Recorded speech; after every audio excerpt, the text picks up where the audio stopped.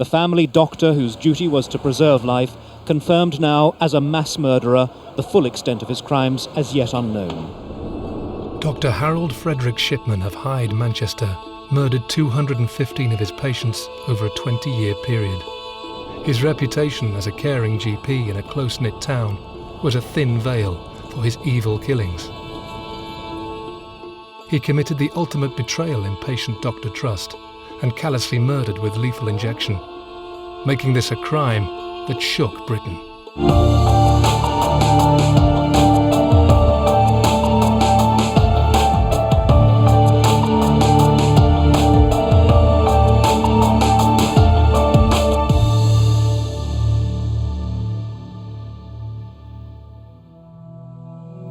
It's the last thing that you would expect is a well-respected doctor in a small town, might be killing his patients. A man who exercised the ultimate power of controlling life and death.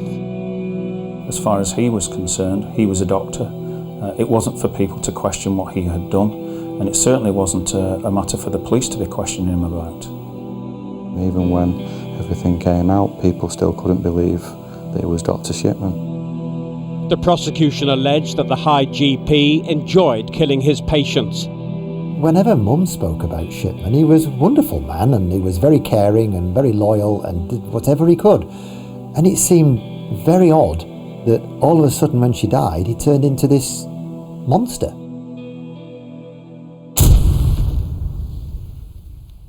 Harold Shipman ran a busy one-man surgery in a town of 22,000 people. His patients held him in high regard. But Shipman held an unimaginable secret, one that goes against the oath of any doctor. He was killing his patients. In 1998, his cover was blown, and 2 years later, he was convicted of murdering 15 patients.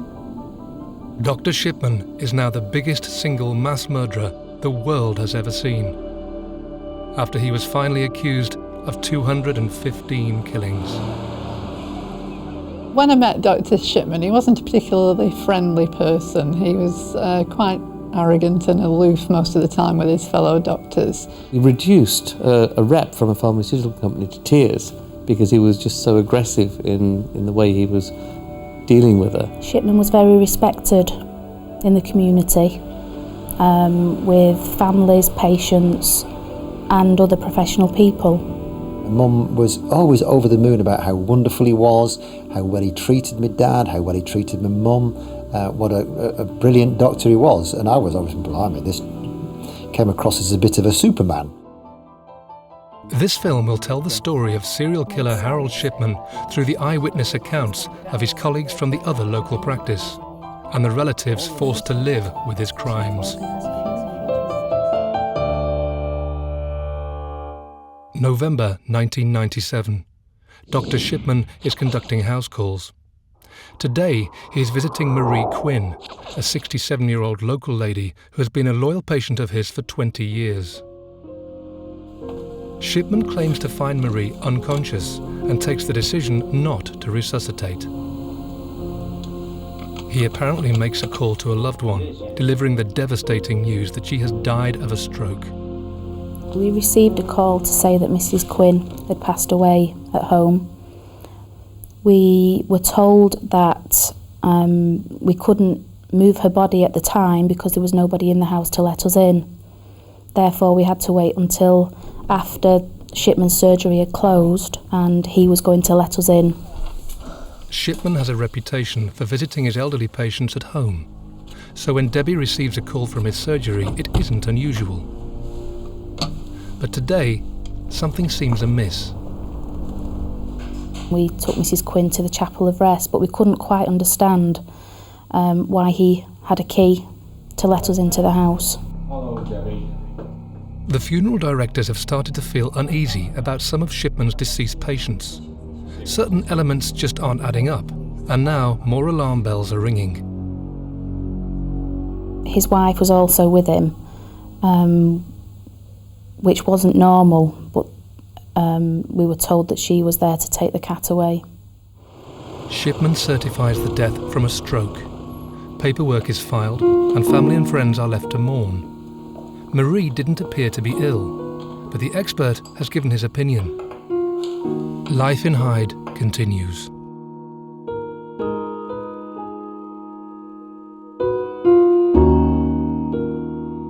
But on the 10th of December, another patient of Shipman dies suddenly at her home. Bianca Pomfret is just 49 years old. She lived alone and had done for some years. For many years she'd suffered from depression. The day before, when the support worker had spoken to her, she had been well and had not been complaining of any condition, certainly any serious condition. Bianca thought very highly of her doctor and was well known at his surgery. But her medical complaints were not life-threatening. Now she lies dead, yet apart from her frequent ailments, she hasn't complained of any other conditions. On the day that she died, she'd been seen by a neighbour. Later on that day, one of her support workers called her to home, knocked on the door and couldn't get any reply. As a result of that, she contacted Bianca's son, who came round. They got access to the house, found that the door in actual fact was unlocked, and they found Bianca sat in a chair, dead, fully dressed. Here is another death that doesn't add up. In the following months, the funeral directors grow increasingly concerned. More of Shipman's patients are found in unusual circumstances. By February 1998, Debbie is compelled to share their concerns. We were a bit uneasy really with the numbers of his patients that were dying at home, and the majority of them were always women. We didn't quite know who to talk to, so I made a decision one day when Dr. Booth came to our chapel of rest to sign some cremation forms to have a word with her. She was worried that the way that they were being found, didn't seem as though they'd been lying in bed ill. They weren't in their night clothes, they were sat in a chair, fully dressed. And said, don't you think that you're coming to do to countersign too many of Shipman's forms? It could be that they died at home quite peacefully and naturally. But on the other hand, if things weren't quite right, then we needed to speak to somebody, we needed to reach out to someone. I was quite shocked as well at what she might be suggesting, that she was suggesting that Dr. Shipman might be killing his patients. A number of patients now lie dead with no previous major ill health. And the doctor with one of the best reputations in medicine is now under scrutiny. Really, my first memory was when Sue Booth came knocking, very, very agitated. Unfortunately, Dr. Patel was in surgery.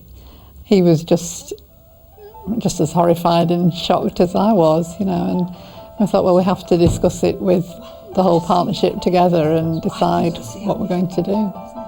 The undertakers had made some remarks about Shipman, which she had found very upsetting and also very alarming, and that she really wasn't sure what to do next. More alarming news is about to follow, as Sue Booth is called upon once more. That weekend, Dr. Reynolds rang me at home and said she had suspicions about Dr. Shipman being a murderer, and she was very concerned and she wanted to discuss it anyway.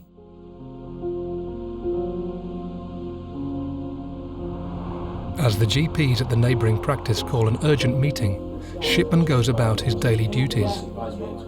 Unaware he is under suspicion, he is again conducting house calls. Today, he is visiting one of his loyal patients, 77-year-old Ada Warburton. She was a fanatical pressure cooker person. She was really well-nourished and a fruit and veg fanatic. She took really good care of herself.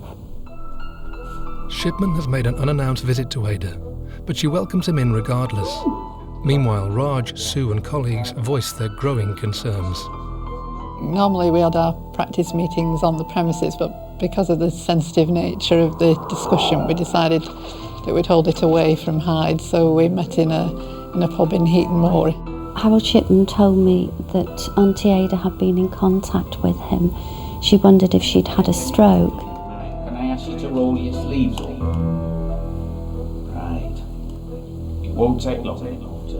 Won't be minutes. And he then said that he would go and check on her later in the day. We knew there was a discrepancy, but one which simply seemed to be anecdotal and observed by people rather than anything based on numbers or figures. We then discussed whether we were talking about possibly some kind of professional incompetence or some kind of malpractice. Linda at that point said, well, she thought that he was perhaps deliberately harming his patients. And this was just a turning point, I think, for all of us. Once somebody has made that statement, there is no going back. He told me that he had found my telephone number by rooting through the bureau when he had come across her will. He'd found my name in her will, and he continued rooting then until he'd found an address book with my telephone number. We decided that one of the doctors would look at our number of deaths in the previous 2 years in the practice and compare it with the number of certification requests we'd had from Dr. Shipman. If a person wants one of their relatives to be cremated, you need a cremation certificate which has to be signed by 2 doctors. He never told me anything. It was really weird. And then he said that he thought she'd had a stroke.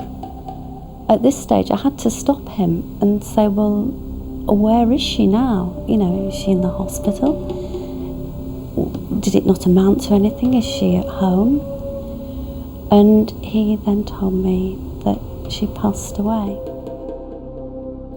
A few days later, the doctors nervously await the results. They urgently need to analyse the death rates between their surgery and Shipman's across the road. Then the figures come through. They were just astounding that there were something like 41 occasions when Shipman had asked us to countersign cremation forms over many months, and during the same period of time we had only had 14 deaths from around 10,000 people. You, at the back of your mind, you're thinking, well, this can't be true. It can't be true that a doctor is killing his patients. It's just unbelievable.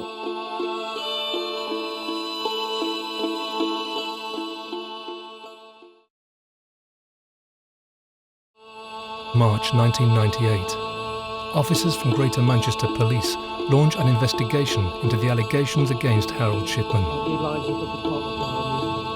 GPs from a surgery just 20 yards away have discovered an alarming number of deaths from his practice and decide to contact police via the coroner. We were entirely prepared to be wrong at the time. And I think certainly Linda probably felt more acutely aware of this than anybody else, that here she was coming from outside of Hyde into an area where she had only been practicing for a short time, and she was challenging somebody else's reputation. Despite the doctor's reservations, matters have to be investigated. D.I. Smith is assigned to the case. His first port of call is Dr. Linda Reynolds. He heads over to Brook Surgery. The rest of us only worked in Hyde, had only our limited experience of working with Dr. Shipman across the road as a neighbouring doctor. Was Linda had come to us from another practice in Reddish, and certainly her experience about doing cremation forms was that she was doing far more for Dr. Shipman since she'd arrived in Hyde than she had been at her previous practice. She'd also found it suspicious that he'd been present at quite a few of the deaths. We really did not want any of this to be true. We genuinely wanted somebody just to look at the difference in death rates and simply to say these differences were entirely understandable. As D.I. Smith and Dr. Reynolds discussed the concerns, one of Shipman's patients, 88-year-old Martha Marley, has just come off the phone to her daughter. It was the habit of her daughter to actually telephone her mother around about 9 o'clock each morning and around about 6 o'clock each evening. Her daughter rang her as usual around about 9 o'clock. Her mother didn't complain of any illness. She seemed well and bright, and she arranged then to ring her mother later on in the day as usual. But later that day, routine is broken as Martha's daughter struggles to contact her. Meanwhile, Shipman takes open surgery at his clinic. Whilst across the road, police are being told he might be murdering his patients.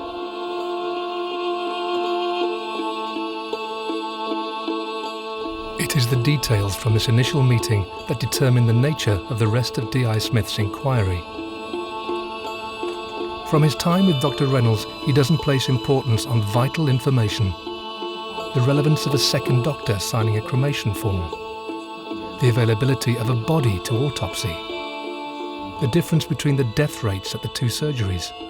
And the relevance of interviewing any other doctor at the practice. But this is a unique case, and Smith isn't experienced in this kind of investigation.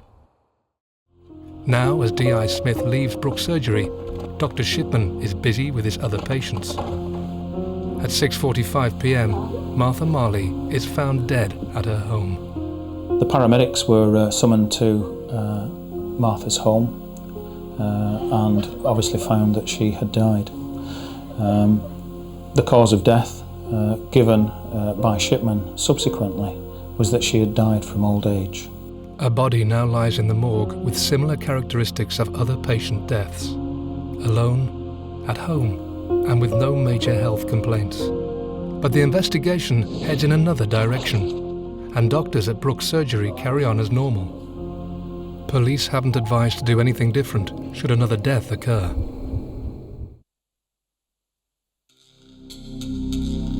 But just 2 days later, another cremation form arrives from Shipman. I was far more aware that this particular death may well be under police scrutiny. As the investigation gets underway and Martha Marley's body waits to be put to rest, another of Shipman's recently deceased patients, Ada Warburton, who Shipman visited 6 days ago, now also lies dead. When I was told that she had died, I was absolutely stunned. I was stunned because I spoke to her very often, and had she been ill, she would have mentioned it. 2 bodies could now hold the key to Shipman's crimes, but this avenue remains undetected. D.I. Smith instead turns his attention to the town hall to discover how many deaths have been registered by Shipman in the last 6 months. It appears that in searching registers that some of the deaths were actually missed, and there was a smaller number actually given to D.I. Smith than in actual fact Shipman had been involved in. Police are led to believe they are dealing with a lower number of potential deaths than is the case. Discreet investigations continue. All the while, Shipman goes about his duties as normal. And 2 potential victims lie in the mortuary, about to be cremated. Dr. Reynolds believes these might hold the vital clues needed. He had mentioned at one point to CID that there were 2 bodies at the undertakers that could have been examined by post-mortem. Linda thought that the police would be looking into that, just as a normal follow-up to that inquiry. I'm now of the opinion that the police didn't look at that. When Shipman phoned me on the Friday night when he told me that Auntie Ada had died, he told me that he'd inform the police because the house had to be secured. So whilst he was speaking to me, policemen actually came into the room. The policeman took the telephone from Shipman, and he was the first to mention post-mortem. In less than 10 seconds, it was quite apparent that Shipman he'd managed to tell him that this wouldn't be necessary. No autopsies have been ordered. Vital evidence could be lost forever. Later that day, Ada Warburton is cremated. Anyone who knows me knows that had I been discreetly asked to give permission for post-mortem, I wouldn't have liked it, but I would have gone along with it to help an investigation. The coroner nor D.I. Smith is aware of Ada's death. They are also unaware of Martha Marley's death, who was cremated the very next day. It is now 1 week into the investigation. D.I. Smith needs to see if there are any discrepancies in the deaths registered by Shipman. He decides to visit Dr. Banks at the West Pennine Health Authority.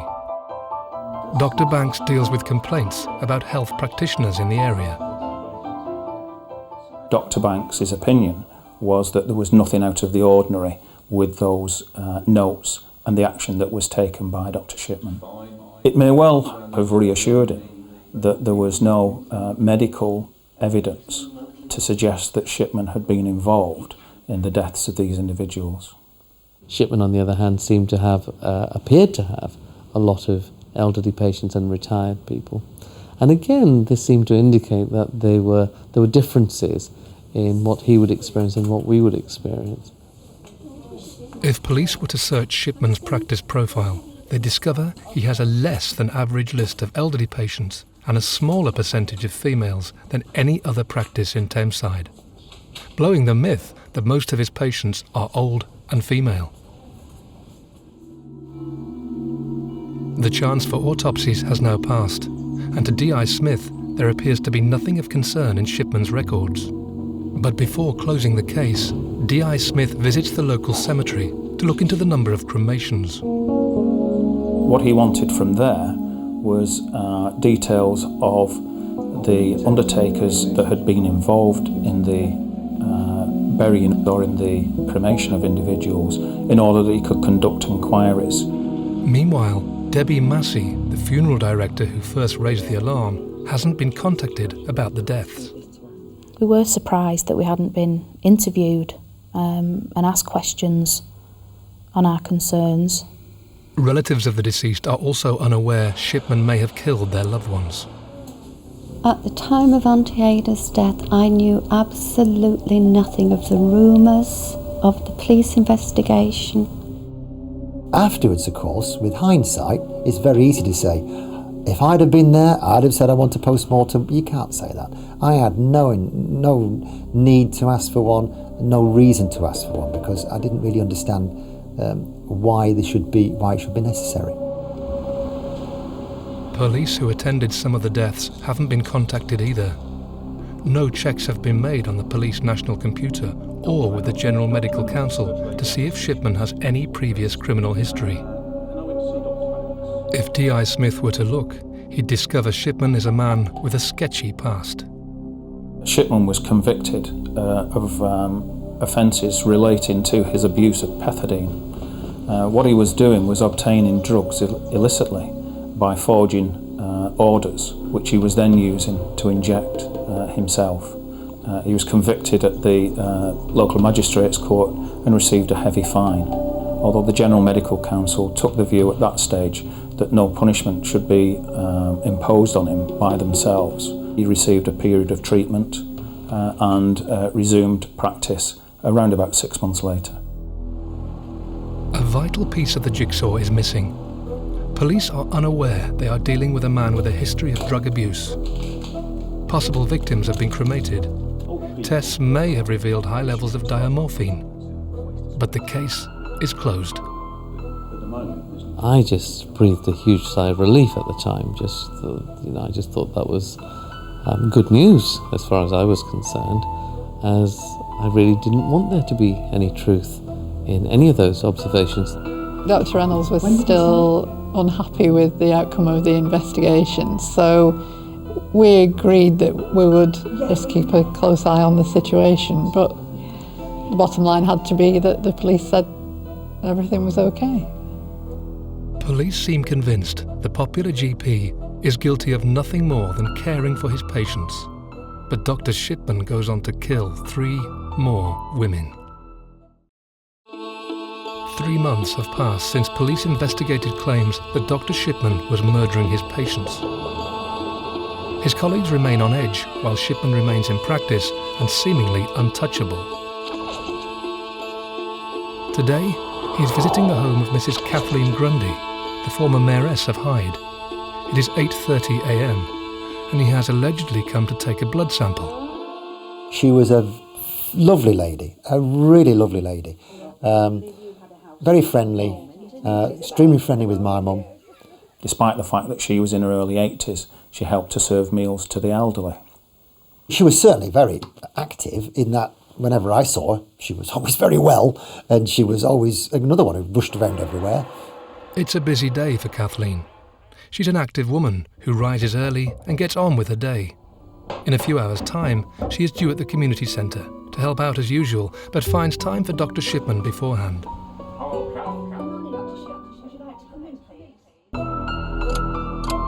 It is now 11:55 a.m. and friends John Green and Ronald Pickford are concerned Kathleen hasn't shown up at the luncheon club. They make the short walk to Joel Lane to check on her. They found her door unlocked. They went inside because there was no answer to repeated knocking, and they found Kathleen dead on the settee in the lounge, fully dressed. Dr. Shipman is called out immediately and certifies Kathleen's death as old age. Her family and friends, although massively shocked by the sudden death, pay tribute to her the following week. She's laid to rest at Hyde Chapel, near to her parents. But Kathleen's legacy doesn't end here. Her message from beyond the grave is about to blow the lid on the country's biggest serial killer. Angela Woodruff was contacted by Hamilton Ward's solicitors only a few days after her mother's burial and tell her that they were in possession of a will allegedly made by her mother in which all her assets had been left to Dr. Shipman. Kathleen's daughter Angela is left baffled by the news. Why leave a legacy to someone who wasn't particularly close? After a copy of the will is faxed through, Angela, a solicitor herself, heads straight to Hyde to investigate further. In the body of the will, it talks about leaving my house. In actual fact, her mother owned 2 houses and obviously would have known that. So consequently, had she genuinely prepared that will, she would have talked about 2 houses. The general condition of the will, the way it had been prepared, it looked very, very amateurish. Kathleen Grundy had been a very particular individual, very neat person, and in actual fact hand wrote everything. Having seen the documents, Angela became extremely concerned. She decided that before she went to the police, she would make some inquiries of her own. One of the things that she did was to get out the paying-in slips for the Age Concern shop where Kathleen Grundy did the paying in. She wanted to compare the signatures on that with the signatures supposedly made by her mother on the will. The signatures don't match. Angela needs to probe further. When she quizzes witnesses on the document, her fears grow. Several days before he killed her, he actually got 2 members of the public who were sitting waiting in the waiting room to come into his surgery to sign a form. They believed that that was probably an insurance proposal form, something similar. What he said was that it was probably an insurance form. She asked him to sign it. He wouldn't get involved in anything like that, so he asked 2 members of the public. If that's the case, he would never have seen the will form and he would never have touched it. But his fingerprints were on it. Kathleen had also been a picture of health shortly before her death, chatting with an old friend. Her meticulous diary showed she was expecting Shipman on that day to take a blood sample. Subsequent inquiries revealed that no such survey was taking place. And in fact, in respect of Shipman's explanation, the blood sample that he allegedly took that morning did not turn up. It had not been sent to the pathology lab, and it wasn't still in his surgery. For a second time, Harold Shipman comes to police attention. And now, the devastating facts are going to be irrefutable. No blood was taken from Mrs. Grundy. Shipman's elaborate plan is about to be foiled. He has callously murdered Kathleen and tried to forge her will to inherit nearly £400,000. There was a headline on Radio 4, Tameside doctor accused of murder and forging a will. As soon as I heard that news report, I was convinced he was guilty of my mum's death.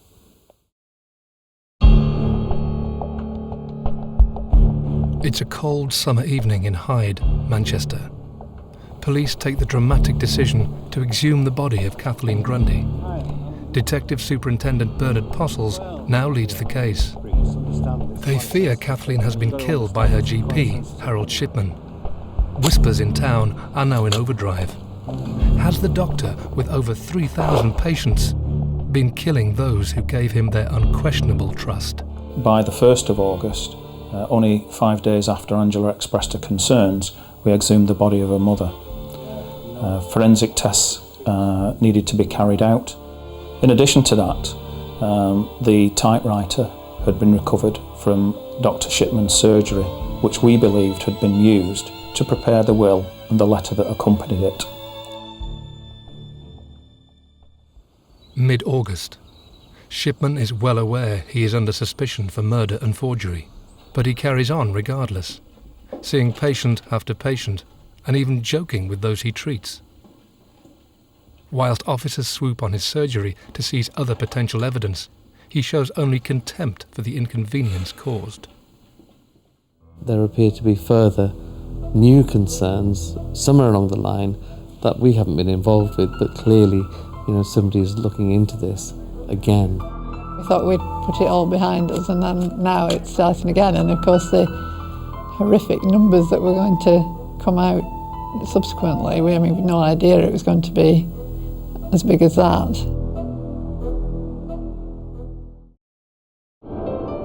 The town of Hyde, Manchester, is in turmoil. Dr. Harold Shipman, one of its most popular GPs, is under police scrutiny, suspected of murder.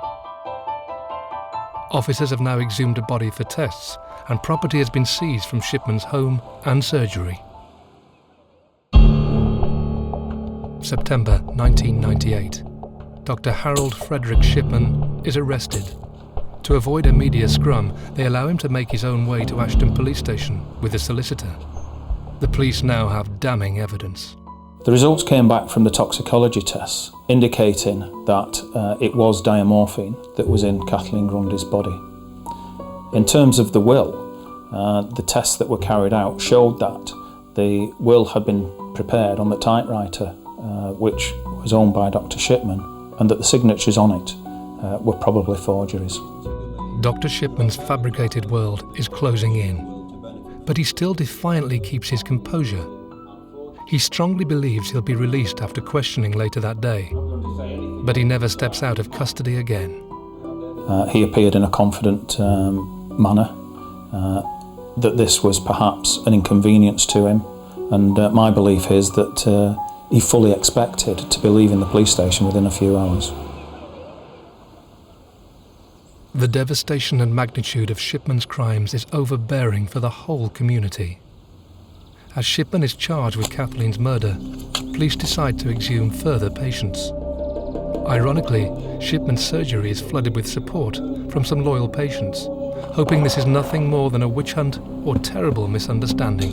He was so well respected in the town and well liked. The patients loved him. They all wanted to be on his list. He was a very popular doctor.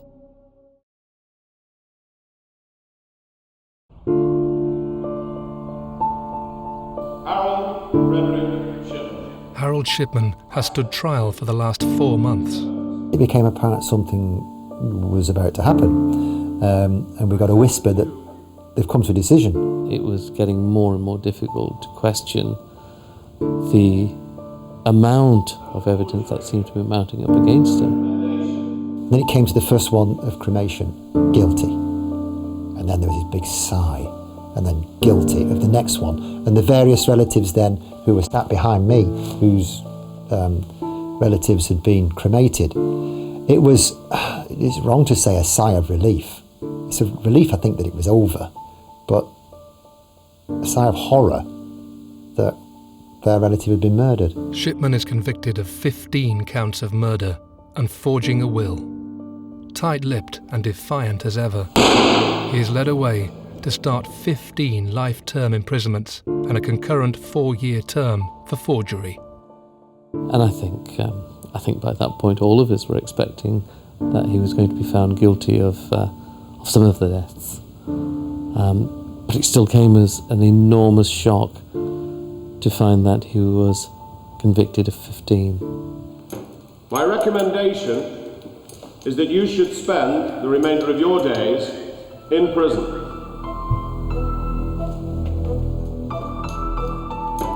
He shows no remorse, nor gives any explanation. The fact that Shipman never spoke about the murders suits me fine. I had got no desire to listen to anything that man had to say. Shipman's colleagues from Brooke Surgery and the funeral directors were right all along. From their first suspicions, it now transpires the doctor went on to kill 3 more women before finally being charged. When my sister phoned me to say, Mum's died, I had an appalling reaction. I said, "You're joking." Well, of course, you don't joke on something like that. I just didn't know what to say, because having seen her 2 days before in the picture of health, how could she die? You know, could we have prevented their deaths during that summer? You know, we feel terribly saddened for the families of those ladies. He was really cold, nasty, rather derogatory about my mum, saying that she'd been suffering from angina, she'd been an awkward, cantankerous old lady, she wouldn't take her tablets, and it's not his fault she died. And it seemed very odd that all of a sudden when she died, he turned into this monster. He was going out to harm the very people he was supposed to help. And that was probably the single lowest point for me personally. And to a certain degree, we almost felt guilty by association. No comment. Dr. Shipman, we have reason to believe you have murdered Kathleen. The big downfall for Dr. Shipman, in actual fact, was the way that he had actually maintained records. They weren't consistent. Certainly the medical records which he had altered weren't consistent with other records kept around about the time of the deaths, with the death certificates, with the cremation certificates, and with the actual paper medical records. They weren't consistent with the stories that he told to members of families or to neighbours at the time. It was towards the end of the interview in relation to the first death that he was faced with irrefutable evidence that he had altered computerised medical records, that he actually broke down, and from that point on was uncooperative in any interviews that took place. No comment. People are also questioning the motive. Apart from forging a will, there appears to be no clear reason. Rumours that Shipman asked for a keepsake after a death are now rife, and some relatives report missing jewellery, but no answers are given. Shipman reveals nothing. Her sister, Auntie Esther, she bought her the most beautiful necklace. And personally, this beautiful necklace was a thank you from one sister to another. And we've never seen that since Harold Shipman went through the bureau. My mum's wedding ring wasn't on her finger, but it was a band. It was a gold band. There's no way you could identify it with the dozens and dozens of other gold bands that we found. But that wasn't the motive for killing these people. It couldn't have been just for little bits of trinkets like that. That was just something he took after the event. Shipman has now been in prison for 4 years.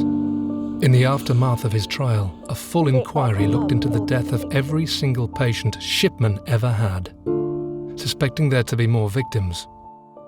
And now the true horror comes to light. This was an enormous case. I don't think that there has ever been a case as large as this, certainly in terms of the numbers of deaths. To find out that the figure was well above 200, set at 215 at the very least, if not more, was deeply, deeply crushing, and it really damaged my confidence as a doctor. I knew it was a lot. I had no idea it was going to run to the hundreds. Shipman's killing spree spanned more than 20 years. With his first victim allegedly in 1975, Mrs. Eva Lyons. Despite the growing number of victims now coming to light, police decide not to press any more charges. 23 families had been in contact with the police, and they understood that there would be a second trial. When they discovered afterwards that there was to be no second trial, they were very angry. There were two reasons. One, the trial judge had said that the sentence of life imposed on Harold Shipman would actually mean life and that he would never leave prison. The second reason was that the enormous publicity which had surrounded the trial meant that any future trial could not be fair. They were particularly angered because they were notified of it by letter, and if memory serves me right, the letter was posted through their doors in the early hours of the morning, and yet the story had clearly been released to the newspapers the day before. How could a serial killer go undetected for so long? Some would say the warning signs were there, but this is a calculating, dishonest man who fooled those who trusted him for over 2 decades. Shipman managed to obtain drugs dishonestly for years. His drugs bill at the surgery was also 60% above the health authority average. And as much as there were suspicions being aroused at the time, the level of trust that existed in doctors allowed him to dissipate these suspicions with relative ease and to deceive everyone around him, including myself, who he deceived over and over again. There were other families who just simply didn't believe that it was true and thought that the judge and the jury had got it wrong. And I think that even during the inquiry and even after the report came out, there were still families who just didn't believe what they were hearing. As a result of the murders, the Shipman inquiry made some major recommendations to the health authority in monitoring practitioners. There have been massive changes in regulation of doctors and health professionals since Shipman. Doctors now face a scheme of revalidation where they will have to undergo a kind of MOT style of check to allow them to keep their registration in order to practice as a doctor. There will also be systems put in place that allow recording of concerns around behaviours, conduct, practice. The General Medical Council is now becoming a body which is far more concerned about the well-being of the public and its patients than the profession it previously represented. Will this ever prevent another Shipman? He was a one-off. I don't think there'll ever be anyone like that again. I mean, obviously there are serial killers in various different types of life. He just had the access to kill people and maybe got away with it longer because he was a doctor. Impossible, I think, to stop somebody doing it again. What we can stop doing again is the fact carrying it out 215 times. Over a 23-year period, Dr. Harold Shipman murdered 215 loyal patients by lethal injections. The true death toll could actually be closer to 500. Countless families are now left picking up the pieces from one man's actions and his betrayal of their trust. think the hardest thing for the families was actually thinking about their relative dying. What was it that he said when he was injecting them with diamorphine? She's thought of pretty much every day. She's missed so much. There's an engagement in the family. There's a baby born. She's the first person everybody wanted to tell, and she's not there.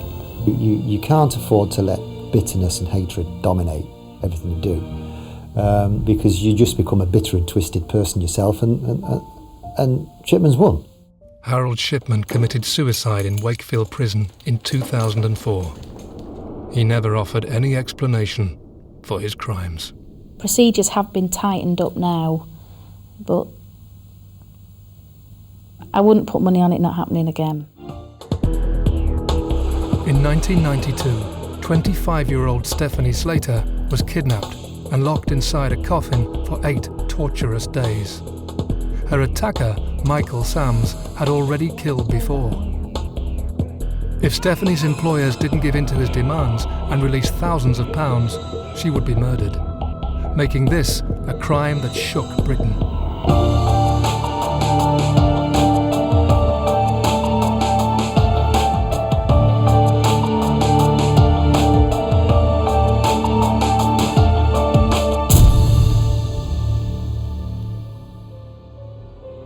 In a few minutes, you'll hear the voice of the man who kidnapped Stephanie Slater.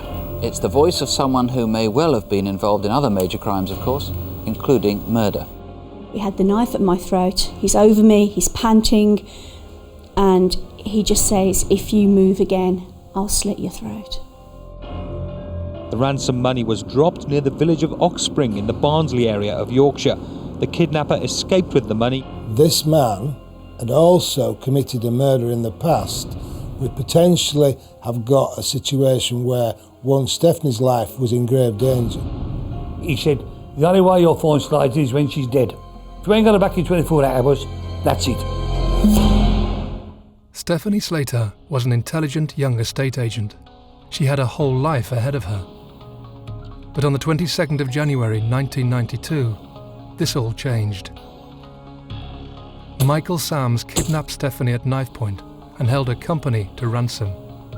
He wanted £175,000 in return for her life.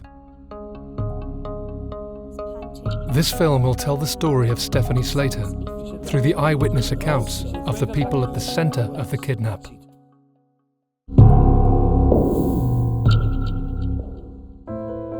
Wednesday morning.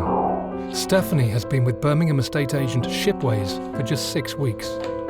Today, she has an appointment in the diary arranged by letter last week. People would just normally phone up to book an appointment. You take their details over the phone, and then you go to the appointment when you'd arranged the time to do that.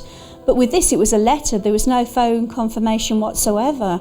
So the day in question, on the Wednesday morning, myself and Jane, the other girl, looked through the diary, and I said, "Look, I tell you what, Jane, I'll do this appointment because he hasn't confirmed.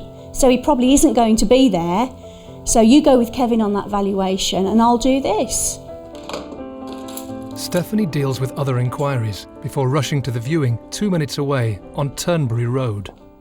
I just said, "Mr. Southall?" He said yes, and I said, "Oh, I'm sorry I'm a bit late." He didn't say anything. The house has been vacant for some time. The man shows some interest before being shown upstairs. It was a normal house viewing. I've done hundreds and hundreds in my time. To hurry up the viewing because I had the feeling that he wasn't interested in the house. So I said, "Do you want to go upstairs? Have a look up there." I think he said something about, "Is that double glazed?" referring to the side window, which I said yes it was, because all of the upstairs, I believe, was double glazed, especially, well, the bathroom definitely was. An unsuspecting Stephanie allows the man a cursory look around the top floor while she waits in one of the bedrooms. But what is about to happen will change her life forever. This moment in time, he was looking around the house. I didn't think he was that interested, so I just walked off into one of the rooms. Because it's early in the morning, you want to get back to the warm office and your cup of coffee, and sometimes that's how it is, you know, you don't want to be in a freezing cold house. And I don't know, sometimes you get a bit complacent. So I walked past him and started to walk down the stairs. It was at this point he suddenly took an interest. He said, "What's that up there?" So in order to answer his question, I have to walk past him to see what he's actually pointing at. And it was just a hook on the wall. I said, "What this? This is just for a flannel or a towel to be hung on." And he didn't answer me, which I found strange because he'd asked a question. So as I turned around, he just suddenly changed. All I can remember was he seemed to grow bigger, huge. He seemed to be flying through the air at me. His face was all contorted. It takes a couple of seconds for your brain to register that this is danger, and it was absolute and total sheer terror, because you realise now, oh my God. That's the only thing that goes through your head is, oh my God. He pulled his hands up in front of him and he got flashes of silver coming out of his hands. The flashes of silver were weapons. One was a knife, the other was a flat chisel with a hook on the end of it. Horrible things.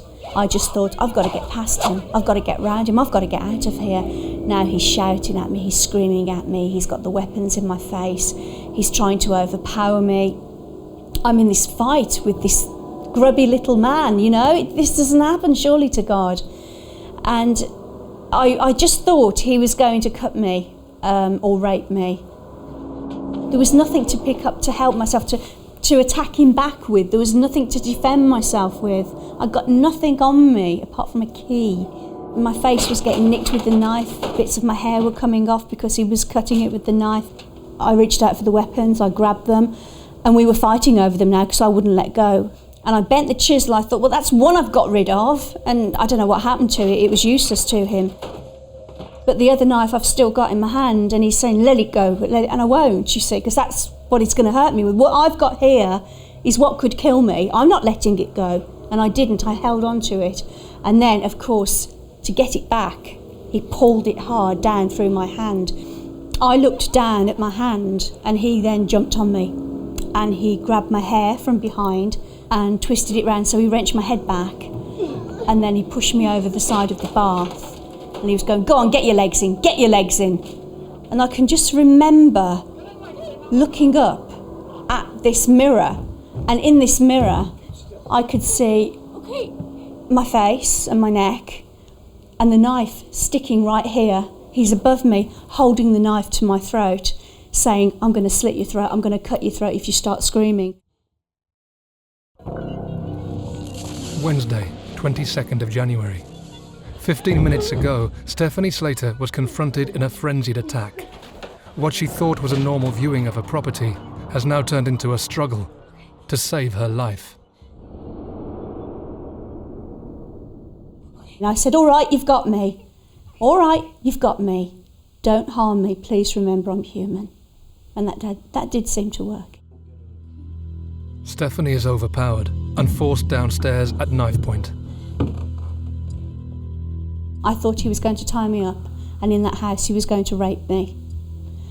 Then he tied a noose around my neck. So then I thought, no, he's going to hang me. And then he said, where are your keys?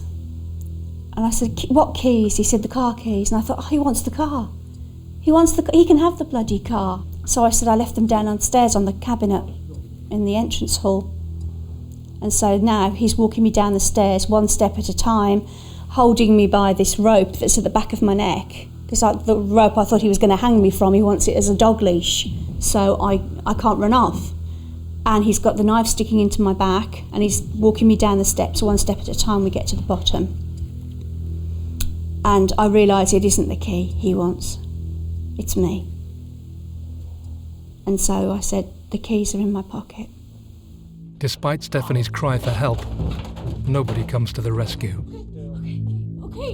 This was the worst time for me because I'm sitting on the stairs. I can look up in front of me, and I've left the front door open, like you always should. And as I went to push down on my legs to quickly lever myself up to get me out that front door, It was like I didn't have legs from the knees down. It was like they weren't there. I'd gone into shock so much, I couldn't even feel my lower legs. By now, he's blindfolded me anyway, and I'm thinking, oh, that's it. You've just signed your own death warrant. The petrified and vulnerable estate agent is now forced from the house with a knife to her side and led to the attacker's waiting car. Stephanie now vanishes from Birmingham without a trace. Unbeknown to Stephanie, she is being driven over 70 miles northeast to Newark. Although blindfold, she tries to take in details of the journey. You know, the timings, how long she'd stopped. She recalled at one stage them stopping it, then she heard trains going by. You know, did she have the sun in her face? Was it on this side, that side? So all this information is being pulled together. As Stephanie slips further away, concerned colleagues are now aware she hasn't returned to the office. Kevin and the other girl in the office, Jane, they actually drove past Turnberry Road and my car was still outside, and they commented to each other that, oh, she's been there a long time, hope she's okay. And as her boss and colleagues now grow increasingly worried, the attacker's car grinds to a halt, and the journey takes an unusual twist. He stopped the car, we were somewhere quiet away from traffic, and he kind of half sat me up, said, no screaming, I have the knife, and he took down the gag. And he said, I don't know whether you realise, but you've been kidnapped. I almost laughed because I thought, well, my family's got no money. You've got the wrong person here, you know. And then he said, I'm going to be asking Shipways for £175,000 for your safe return. And he said, we're going to make a tape to your boss. He said, I've written out the ransom note. He said, but you're going to speak it. So I've got a tape recorder here. Stephanie has now been kidnapped for 3 hours. And the horror is about to unfold with her boss, Kevin Watts.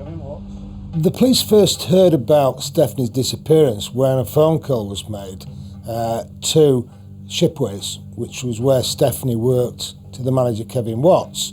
Now, they knew that Stephanie had gone to this house to allow a viewing with a client. There was an indication that there was going to be a letter sent. As Kevin Watts takes in the enormity of what he's just been told, Stephanie is being driven further from their reach. Kevin doesn't know what to do. So he phones his boss and tells him what's happened. And his boss sort of says words to the effect that, well, this is bigger than us, Kev. We've got to do something. We've got to tell the police. But you tell them quietly what's happened. Tell them they're not supposed to know, and we'll do all this covertly. Well, within 5 minutes of his phone call, there were uniformed officers at Turnberry Road and at Shipways. The kidnapper could still be watching the house. He could be watching here. If he sees police everywhere, she's dead.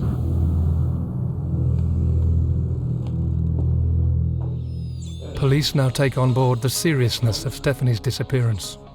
All the while, her ordeal deepens. The kidnapper has just pulled in to a quiet lay-by. He turned off the engine and he said something like, oh, do you want a cup of tea and a ham sandwich? And I thought, what? You've done all this to me. I'm cut and bleeding and bruised and you've injured me, and now you're offering me a bloody picnic. Stephanie's colleagues and police have no idea of her whereabouts. As officers search the property she vanished from, they find some alarming clues. There had been a struggle in the bathroom. There was evidence of a small amount of blood. There was also evidence that they'd gone out through the back French windows, probably into the garage. Stephanie's nowhere to be found. A vehicle's there. The scenes of a struggle, and it was looking fairly grim at that stage. Police make the difficult decision to inform Stephanie's parents.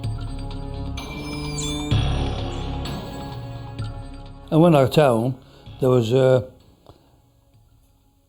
police sergeant and another girl, and Stephanie's gaffer, Kevin Watts, and I asked straight away, and I said, what's the problem? What's the trouble? And they said, well, Stephanie went to an house this morning and we haven't seen her since she disappeared dinner time. You actually think the worst at the moment, and you think, well, what could have happened, see? And there's all different things running through your head. It is now 6 p.m, As Stephanie's parents take in the devastating news, the kidnapper pulls in to their final destination. He said, "No screaming, not that anybody's going to hear you out here." He shuffled me across like a gravel driveway, and I heard him pull open a very heavy sounding metal door. He led me in, through on cobblestones. I can remember them being under my feet. And now we're inside the workshop.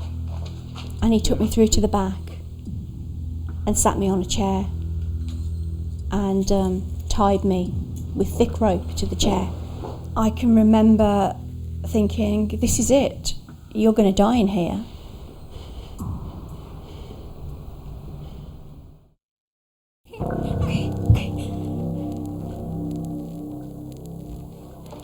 Estate agent Stephanie Slater has been kidnapped from an empty property. Blindfold and held at knife point, she has been driven over 70 miles from her hometown in Birmingham. Her colleagues are aware of her disappearance after a terrifying phone call from her attacker.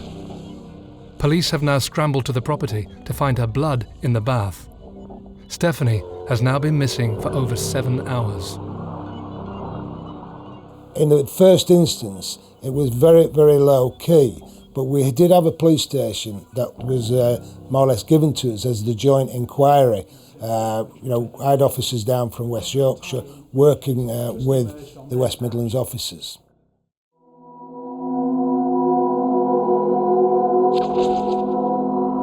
Over 2 hours from home, an exhausted Stephanie has been dragged into a filthy workshop.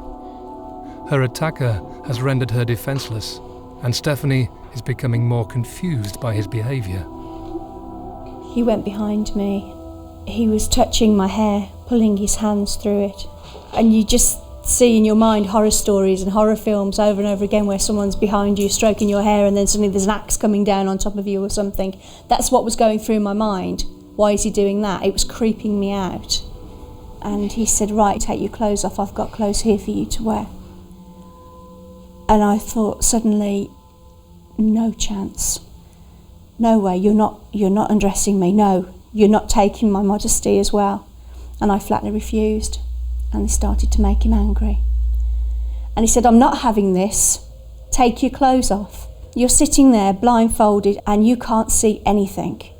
And all you can hear is a footstep here or there. And where you hear the footstep, you turn because you know he's there or he's there behind you. And suddenly he was here right next to me. And he said something like, what about Susie Lamplugh? And I thought, oh my God. It was like a bolt of ice went through me. Of course I knew the name. Of course I knew. She was an estate agent. She was like me. She went missing in '86. I don't know what was behind that remark, but if he was trying to frighten me, he was doing a damn good job. Stephanie has now been missing for over 9 hours. An apparent victim of a kidnap attempt, she has limited knowledge of what lies ahead. Just as she is led to believe she's being held for ransom, her ordeal becomes even more horrific. So in the end, when he threatened me again with the knife, I undressed. He took my hands via the handcuff chain in between, and with one of his hands he pulled my hands above my head, and with his other hand he said, right, you're lying back. And with his other hand he pushed it into my chest and he pushed me back hard onto the mattress, and then he crawled on top of me at an angle and he proceeded to rape me. And he bit me, you know. That was the worst. It was the biting, my face and my neck, my chest, my shoulders. He really bit me. But I thought, no, you know what? I'm not going to scream. I'm not going to shout out. You're not going to get off on this. If you're going to kill me, then so be it, but you're not going to go out in any glory. And then he got off in silence. He wiped me down all over with a damp cloth. And then he gave me men's clothes to wear. And he said, and that won't happen again. Not that it were much. And this changed me, the rape. It changed me completely because I wasn't scared anymore. I wasn't frightened anymore because I felt so dead inside. And as a woman, he's kind of done everything he can do to me now to hurt me. There's nothing else. I feel indestructible now because you know what? I really didn't care anymore. As the threat to Stephanie's life increases, police are unaware they are dealing with a violent rapist. Back in Birmingham, they pull in resources from West Yorkshire from officers working on a similar case. Their next step is to reach the package sent to Shipways as quickly as possible. The police looked through the sorting office that night to try to sort of get a little bit of a march on the kidnapper. If they could get the letter a little bit earlier, they might be able to have more time to make decisions. Stephanie's attacker has carefully constructed a makeshift coffin inside a bin, indicating this is a man who has calculated his attack. He now reminds her of the chilling danger she is facing. I didn't care if I lived or died anymore. I felt nothing. And so when he said to me, "I hope you're not claustrophobic," I shrugged my shoulders and I said no. And he said, "That's good, because you're going in a box within a box." In Birmingham, police are desperate to uncover the package sent to Stephanie's boss. It could hold vital clues to her whereabouts. Eventually, they uncover it.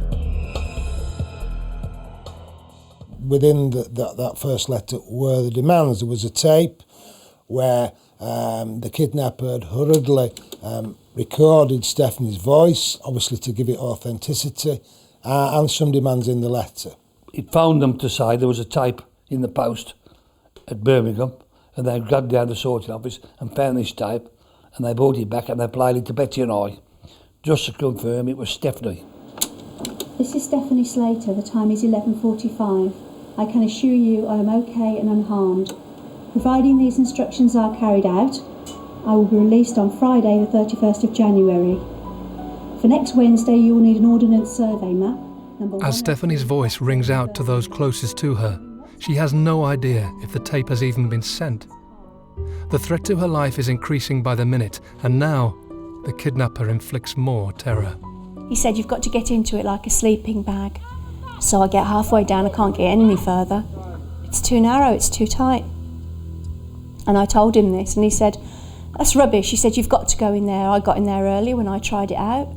He said, "It's easy. Push yourself in, get down, you've got to go in." He said, "No two ways about it." Then he told me there were boulders above the bar, above my head, and if I pulled on them, they'd come down and they'd crush me to death. And then my hands were pulled above my head to the left of me, and via the handcuff chain they were attached to a metal bar that went across the top of the box.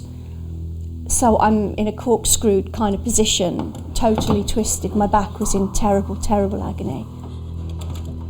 And now he's pushing something very sharp up my right trouser leg. He said, "Can you feel that?" And I said, "That is really hurting." And he said, "Good, it's supposed to, those are electrodes. You move around in that box and they'll electrocute you, they'll kill you instantly." Stephanie now lies in grave danger. One slight move will cost her her life. As police try to decipher the ransom note, they call for an immediate media blackout. They can't risk agitating the kidnapper. Another concern is some horrifying similarities in the ransom to a crime West Yorkshire officers are also trying to solve. I mean, we were dealing with the murder of Julie Dart, which we'd linked to an extortion with British Rail, which was in, the murder was in July 91 and the extortion in October. We'd received a demand letter for, in the Julie Dart case. The phraseology used in the letters was similar. There were similar misspellings of words in the letters. So we were able to put this sort of circumstantial case together that this could well be the same man. I was always in fear for my life, and I thought, yes, he could get the money and he could kill me. 25-year-old estate agent Stephanie Slater has been kidnapped and brutally raped at the hands of a vicious attacker. She has now been forced to lie in a makeshift coffin. If she moves, she dies. Meanwhile, police officers have just picked up a ransom demand and chillingly linked her attacker to a murder 6 months previously. Their next move is crucial, as Stephanie's life hangs in the balance. The kidnapper wanted Kevin Watts to be the courier. There's obviously very high-level decisions to make here, because if, as we suspected at that time, this man had also committed a murder in the past, we potentially have got a situation where, one, Stephanie's life was in grave danger, and also potentially Kevin Watts. The police have to carefully decide their next move. One wrong decision will end Stephanie's life. Pressure mounts as the hours go by. They have no leads on her whereabouts. Meanwhile, she has only just survived the night. I was going into hypothermia, and he said don't pull on the metal bar because of the boulders. So as my arms are getting numb, they're getting heavy, and I can't feel what they're doing, whether they're pulling on the bar or whatever. And I can still remember to this day lying in the box, and I've got my thumb on my chin like that because I'm trying to hold it up. Then I just couldn't feel anything. My whole body went numb, and then I was shivering, and then I dropped. My body kind of dropped, and again I pulled on the bar, but the boulder stayed there. But as the night wore on, to be honest with you, I didn't really care if that bar came down. I didn't want to be there for him in the morning. And then I saw a white light in the corner of the box. And I said to myself quite openly, oh, right, now you're losing your mind. You're blindfolded in a black box, and now you're seeing a light. And inside that light was the face of Christ. As I say, I don't go to church, I'm not religious, and I felt quite privileged to have seen this. And I just felt at ease all of a sudden and felt peace. I thought I'd died. I'd simply fallen asleep. As each hour slowly ticks by, Stephanie bears the brunt of the kidnapper's strange behaviour. His mind games are almost too much to bear. He did come back not long after.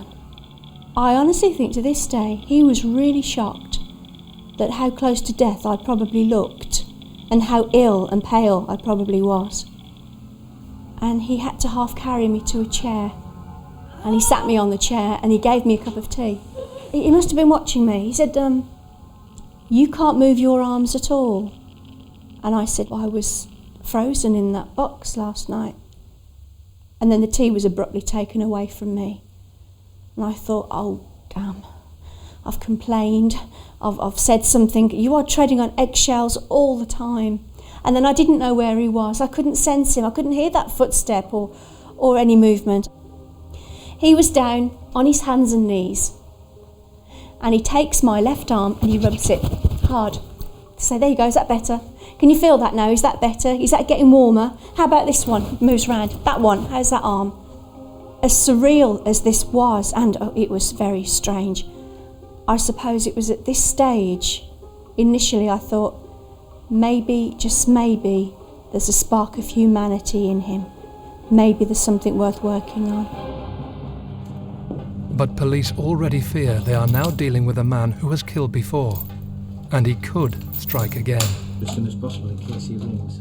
After the kidnapper's first contact, officers now decide to plant devices should he call again. And there's only me could answer the phone. Elliot got to call me and press a button. So, you know, I'd got a card, what to say. When the phone went, Ellie came, told me when to pick the receiver up, and she pressed what button she got to. So then she'd say, right, speak. It would be important to us as an investigation to have a record of his voice. Also, if he gave any instructions and he spoke to Stephanie's parents, they may not be they may be in a state of shock and not remember the detail. And other elements are now firmly in place, as officers, colleagues and family are poised for the kidnapper's next move. I mean, there's many different roles in a kidnap inquiry such as this, and one of them would be family liaison officers, who would be, in this case, with Stephanie's parents. We never went out of the house till the night she came back. But they made sure we ate, and they kept us occupied. So we have to keep them informed and also protect them and also be aware that there might be a phone call comes into their house.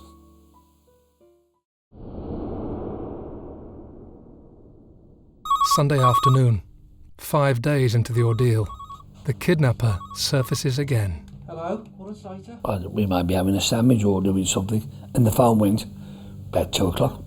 Picked it up, and it was Stephanie on the phone. But it was a tape. I want you to say, hello, this is Stephanie here. Hello, it's Stephanie here. They have allowed me to send a message to you, just to let you know I am all right and unharmed. I hear that West Bromwich Albion lost yesterday to Swansea, 3-2. I looked at Ellie, and I said, that's Stephanie today. I want you to know I love you. I am not to say too much, but whatever the outcome, I'll always love you.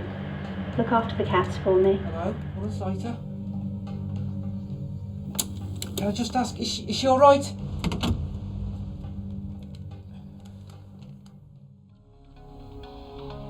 Two phone calls, a tape and a ransom note.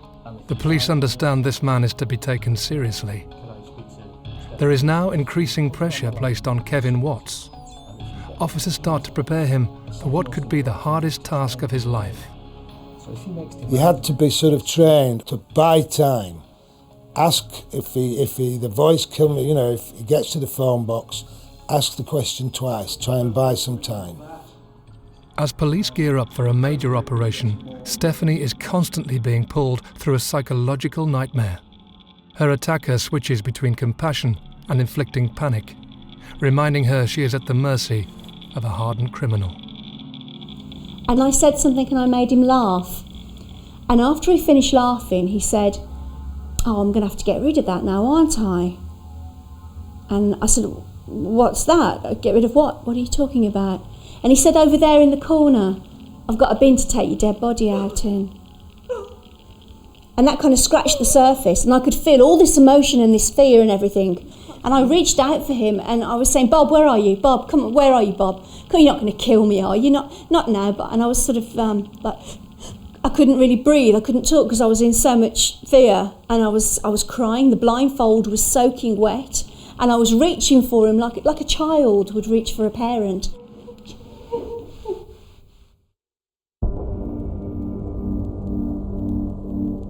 Tuesday. Stephanie disappeared a week ago, her whereabouts unknown. And all the police have are a number of obscure demands from her kidnapper. Now, he makes contact again.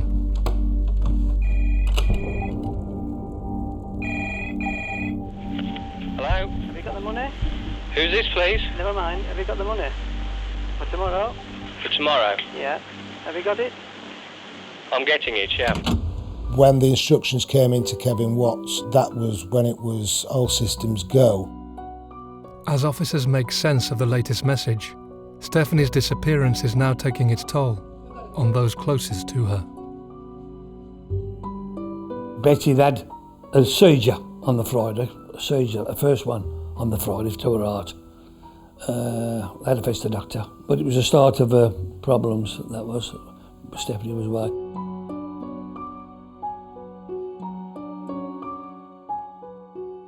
Stephanie, unaware her mother is in such turmoil, is trying hard to stay positive.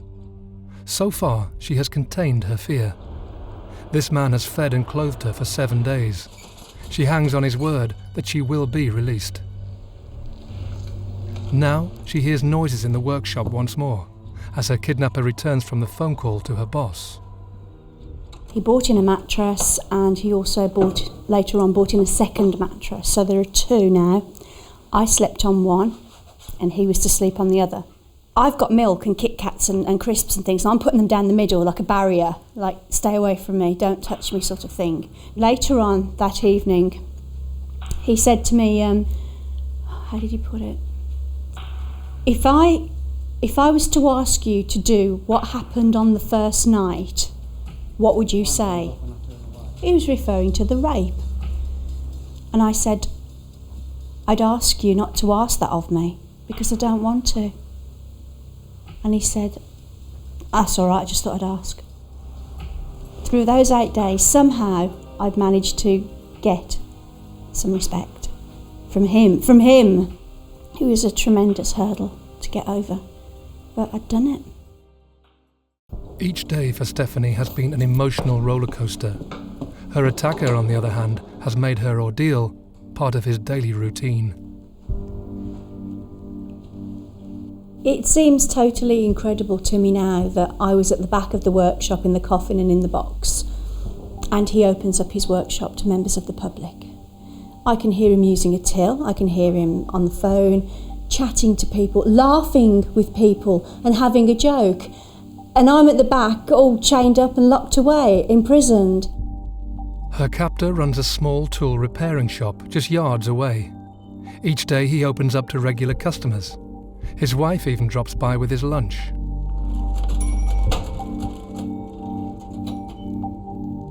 I think, okay, do I scream? Is that what I'm supposed to do? Do I shout for help? But what if he hears me and they don't?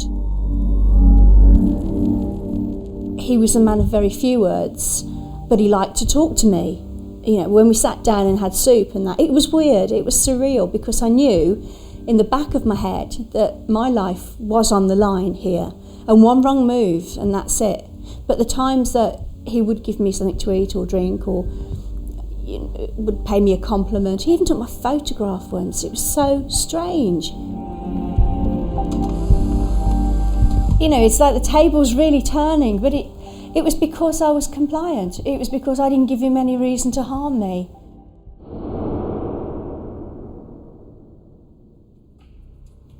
Meanwhile, the pressure is mounting on Stephanie's employer.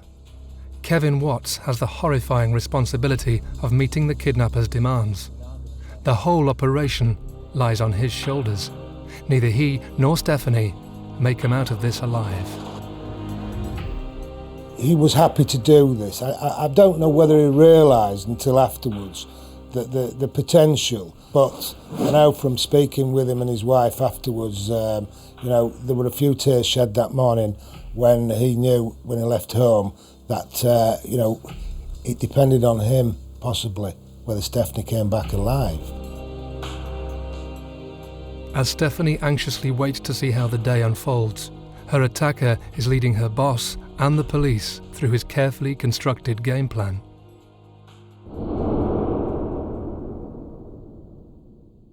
His first one was at Glossop railway station, where he was told to go to the kiosk inside the entrance of the railway station, and he would receive a phone call.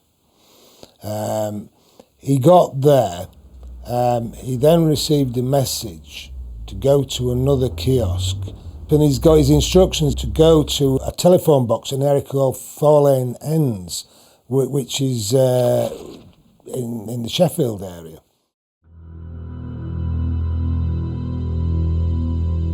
As Kevin follows his instructions and heads over the Pennines, he travels deeper into the unknown. The kidnapper wants to shake the police should they be involved, and so far, it's working. That night, the fog came down. This really upped the ante. That meant Kevin Watts was now behind schedule. He'd been given times when he had to be at the next phone box because the phone would ring. He got to Four Lane Ends, he was late. He's panicking a little bit by this stage. He gets his instructions, which is then to go down this lane nearby. And as he gets to the entrance to the lane, he sees a sign, Shipways, directing him which way to go. The pressure is now immense. Kevin is behind schedule, no clue of his whereabouts, and alone with the kidnapper's ransom. The attacker could pounce at any moment. He's now isolated. He's in a strange place, down a narrow lane, feeling highly vulnerable. He gets halfway down the lane, and there's a big cone in the middle of the lane. It tells him is to swap the money from one bag to another.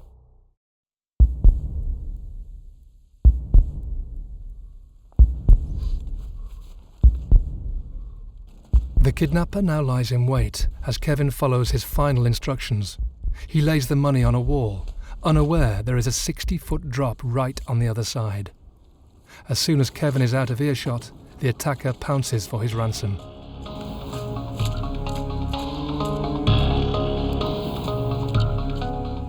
Sam's is 60 feet below the bridge.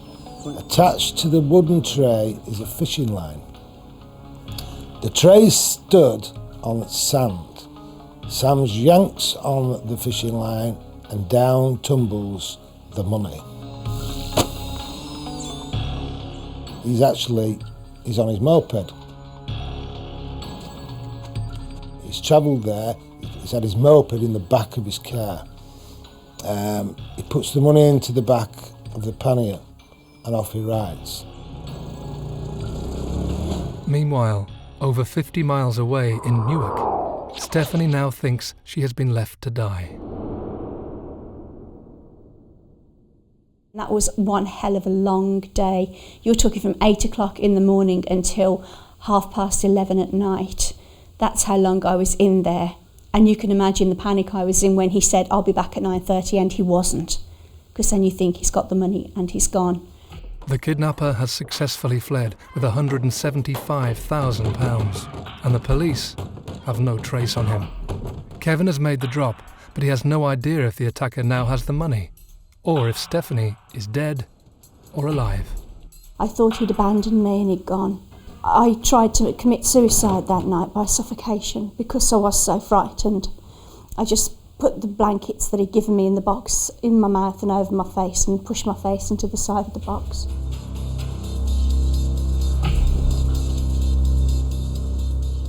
The money's gone. We haven't got a prisoner and we haven't got Stephanie. You know, everybody was absolutely gutted.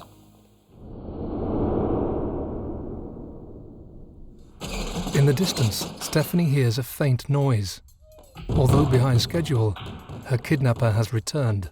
I shouted at him, "Is that you? Where have you been? Have you got the money? Please, God, get me out of here." After a few minutes of that, he actually came over to the box and opened it and got me out, and I collapsed into his arms. I've never been so weak in all my life, or so frightened. Remarkably, Stephanie's attacker, true to his word, prepares her for the journey home. All the while, police, colleagues and family have no idea she's about to return. He said, "I've decided that I'm going to take you home because I don't want anything bad to happen to you." He said I was going to give you a knife and put you in a phone box so you could call the police. The knife to protect yourself if anybody came at you. He said, so to make sure that you get home safe, I'm taking you home.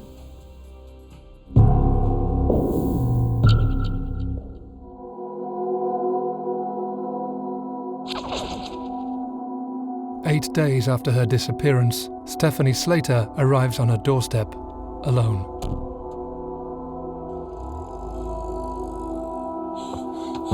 I was ringing the bell, knocking the knocker. The door wasn't answered for ages. The door started to bang, you see. He said, leave it. And he come down and opened the door, see. And then when it was opened, there was a young blonde man stood there on the threshold of the door, looking down at me. He was Mum and Dad's liaison officer. He didn't recognise me. And there she was standing in front of me. And he reached over him and he grabbed hold of my top of my coat and pulled me up into the porch. Stephanie, through her own wit and instinct, saved her own life, and highly admirable is that. As Stephanie and her family face the country's media glare and take in the enormity of her ordeal, police launch a nationwide hunt to find her kidnapper. A man they believe has also killed 18-year-old Julie Dart and attempted to defraud British Rail, Michael Sams. We got the information from Stephanie, what she'd remembered. We'd got information from witnesses. We'd got an artist's impression. We'd got witnesses who said it was when they saw him at the house. So all these pieces were put together.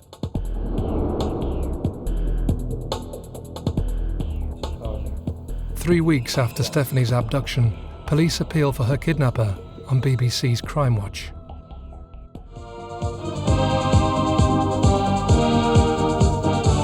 In a few minutes, you'll hear the voice of the man who kidnapped Stephanie Slater. password. If you'll tell me a word, I'll get her to repeat it to say that she's all right. Yes. Could I have her mother and father's Christian names, please? A lady called Susan Oakes, an interest in this. She'd been following some of the information that had come out, and they'd started to develop this idea that it might be her ex-husband, Michael Sams. I dispatched the team off. He wasn't in, his wife Tina was there, so they wouldn't be back till 5 o'clock there. I said, no, it's not urgent. We watched Crime Watch last night. He said he might be getting a visit. That had a nervy 10-minute drive then from Sutton-in-Trent to the Swan and Salmon Yard where Sam's workshop was. And when they walked through the door, they knew, that this was gold. Mr. Sams, I've got some questions to ask you about Stephanie Slater.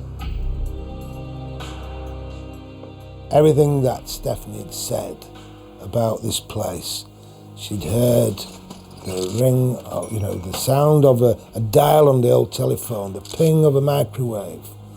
Almost immediately confessed to the kidnapping of Stephanie. Michael Sams was given 4 life sentences in 1993. He was found guilty of blackmailing British Rail, murdering Julie Dart, and Stephanie's kidnap and imprisonment. Sams is a very sad individual. He's dyslexic. That was part of his downfall in the spelling mistakes in his letters, which helped us track him down.